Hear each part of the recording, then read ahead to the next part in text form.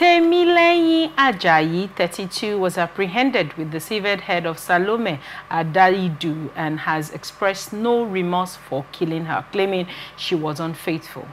Currently remanded in the Criminal Investigation Department CID of the Nasarawa State Police Command in Lafia, Ajayi admitted, "I killed her because she was cheating on me with other men. It wasn't premeditated. It just happened that day." Ajayi alleged he discovered her infidelity through her phone chats with other men. He added, "I have no regrets because life is reciprocal. We were compatible and I acted based on what I felt she was doing to me." However, Salome's family has strongly denied the existence of any relationship between her and the suspect. Her elder sister, Esther Adaidu, stated, "We don't know this man. We had never seen him until we learned he murdered and dismembered my sister. Justice must be served." Salome's uncle, Samson Adaidu, condemned the gruesome act, saying this was no ordinary killing. He butchered her body into over 50 pieces, placing them in polythene bags as if preparing them for consumption. "We demand justice." The victim, a 24-year-old National Youth Service Corps NYSC member serving at Nikon Insurance in Abuja, reportedly visited the suspect at his residence in New Kashi, Karu local government area, Nasarawa State, before the tragic incident. The Nasarawa State Police Command has assured the public of thorough investigation and prosecution. Police spokesperson SP Raman Nantel stated the suspect will face justice if found guilty. "We urge anyone with relevant information or complaints about the suspect to come forward."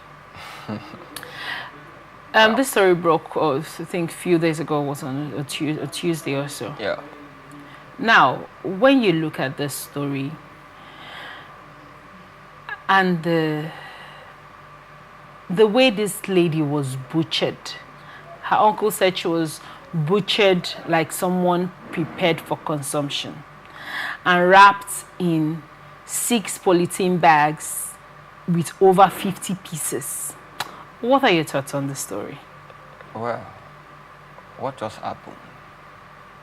To me, it didn't just happen that day. The thought has been built over the time. And I had been looking for a way to carry out his thoughts. Until that fateful day. Remember, he's not married to this lady. It's just friendship.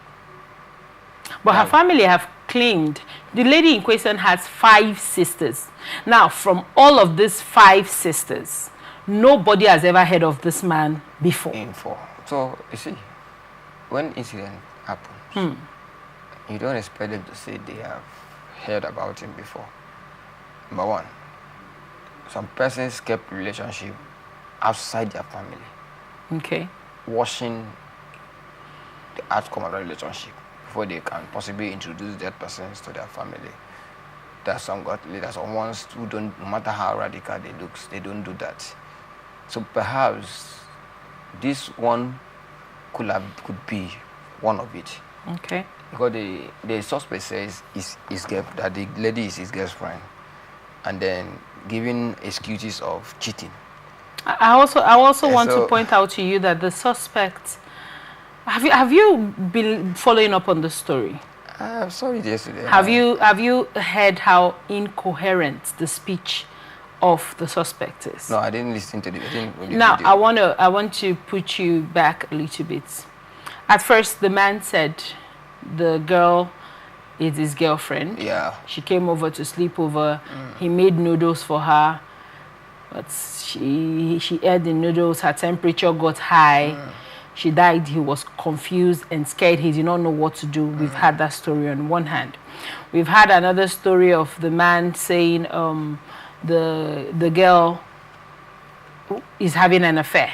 That is why he cut her into pieces, right? Do you think this is a ritual meditated killing, or do you think it's a booming market for organ harvesting? What do you think this is? The question you just asked,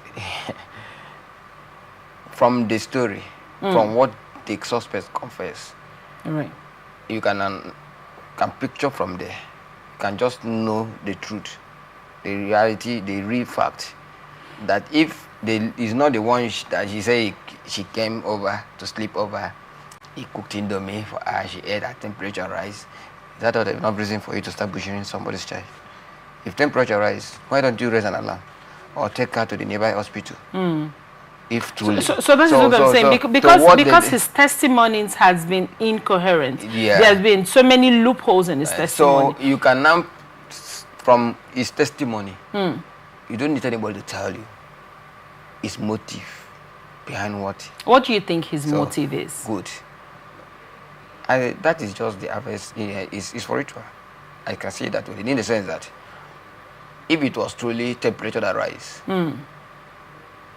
and maybe she died at the process, are you supposed to butcher her?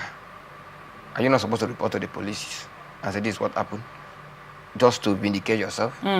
If you don't have any other, so if it was the temperature rise truly, as you say, she came over to sleep, and you cook indomie and blah blah blah, and everything happened, are you supposed to? Because the other story I read concerning the young man, where the young man made a statement, he later confessed that it is a woman that demands for her head. Oh yes, there's also been another episode of that. But he was roaming with the head at the riverbank close to the church where he was caught. So the act is not about temperature rising, coming, cooking. No, it is just looking is for harvest. For I'm seeing it that it may likely be that organs harvesting stuff more than rituals. Now, because that was going to drive me to my second point. Do you think now, when the story broke, gospel artist, ritual, he wants to do ritual, do you think that the term ritual killing is now currently being used as a blanket cover for organ harvesting? And no one is, in fact, the organ harvesting, the ritual, they're the same thing. Because no, ritual killing, as it were, from what we are all made to believe, according to, by movies and recent events, you hear people say ritual killing is a baba that wanted the head, they wanted to do ABCD procedure stuff so that I'm going to turn out rich at the end, right? Now, we've had that. For organ harvesting, it's a black market business. Now, there are people, there's been a rise to kidney problems, a lot of organ problems in recent times. Many people want these organs and they can afford it. But organs actually come from a human being's body. They won't pick up a pig's organ to give let me say, pig's heart to replace a man's heart. No. They actually need another person's heart to put it into a man's heart, or his liver, or his kidney, or what have you, right? Now, do you think that this term ritualism is now a blanket cover for a thriving market for organ harvesting? Yeah, to an extent, because if you look at the current happening, the issue of organ harvesting is becoming rampant. Majority is so many kidnapping that is happening. Some of them is just for that purpose, and you see the world itself is turning into something else, whereby people no longer have value for lives. Like this of the so-called gospel singer. If, like I was saying that initially, I said if it was not caught, we don't know what he's doing to make his money. So a lot of persons, they are doing so much. That is why it's not good. I advise every young person, whatever thing you want to engage yourself, it should be a positive, meaningful stuff. Right. Don't look at the next person and you don't know what he's doing, and you think you want to be like that person. Right. What you see that happen maybe is, from the story, you say you go through his page, looking at it, it's not really looking that he's living large or whatever. Maybe all these things are part of what is giving him trouble, and he's looking for a way to, with one issue, maybe they have a little challenge with this, the guy he called his girlfriend, and you think that is an opportunity for him to carry out such evil. Thank you so much for that, Mr. Handover. What do you think as regards, the Commissioner of Police said the case is under investigation if he's found guilty. Now, this man has repeatedly... Say if he found guilty. This man has repeatedly... Confessed. By every pretense of saying the word, you know, confess. He has confessed. He has said he butchered her for a woman. He has said he butchered her for cheating. He has said he butchered her for temperature running and for after cooking indomie. He has confessed. He has also said he does not regret killing this woman. To tell you that. Right. Now, I want to take you back in the day how justice was served. In many places, I didn't go watch myself because my dad would not let me.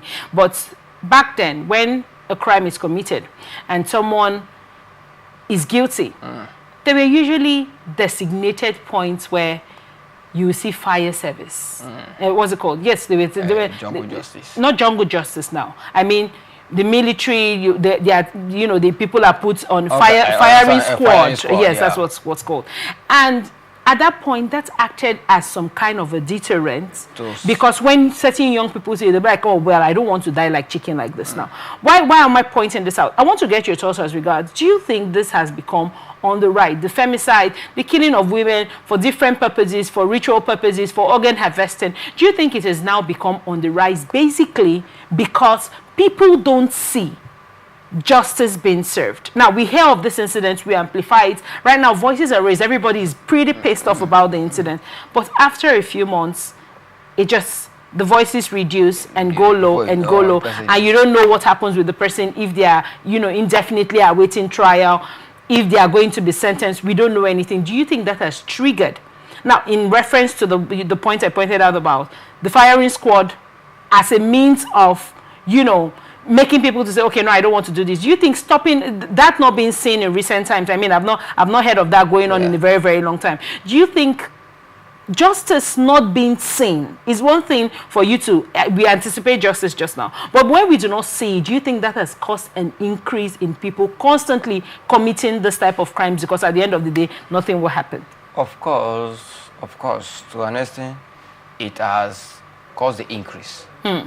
Look at from the story about this at San right now. The young man has confessed more than 3 times.